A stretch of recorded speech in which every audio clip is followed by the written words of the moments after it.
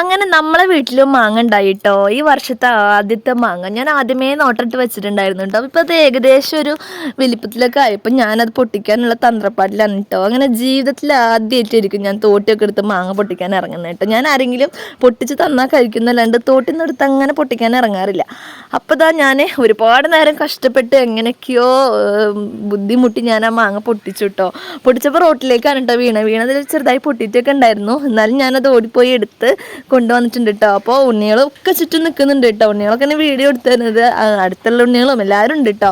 അപ്പോൾ അങ്ങനെ ഞങ്ങളെല്ലാവരും കൂടെ മാങ്ങൊക്കെ മുറിച്ച് സെറ്റാക്കാണ്. ഇതൊരു രസമാണ് അല്ലേ.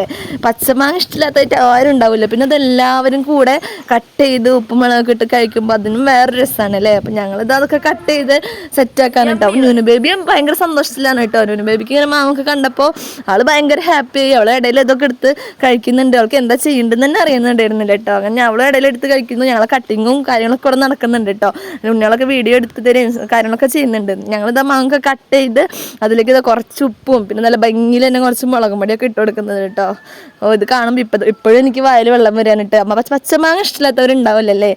നല്ല മാങ്ങ ഉപ്പും മുളകൊക്കെ ഇട്ട് കഴിക്കാൻ അതൊരു ടേസ്റ്റ് തന്നെയാണ് അല്ലേ. പിന്നെ അത് കുറച്ച് വെളിച്ചെണ്ണ വെച്ച് ഉണക്കി കഴിക്കുകയാണെങ്കിൽ പിന്നെ പറയും വേണ്ട. അത് ഞങ്ങളിത് ഉപ്പും മുളകൊക്കെ സെറ്റാക്കിയതും പാത്രം കാലിയതും ഞാൻ അറിഞ്ഞില്ല കേട്ടോ. അത്രയ്ക്ക് ടേസ്റ്റ് ആയിരുന്നു. പിന്നെ ഇന്ന് ഞാൻ മാങ്ങയിൽ ഒഴിച്ചത് വെളിച്ചെണ്ണ കേട്ടോ, സുർക്കയാണ്. അപ്പോൾ നിങ്ങൾക്ക് ഈ വീഡിയോ ഇഷ്ടപ്പെടുകയാണെങ്കിൽ സബ്സ്ക്രൈബ് ചെയ്യാനും ലൈക്ക് ചെയ്യാനും മറക്കരുത് കേട്ടോ.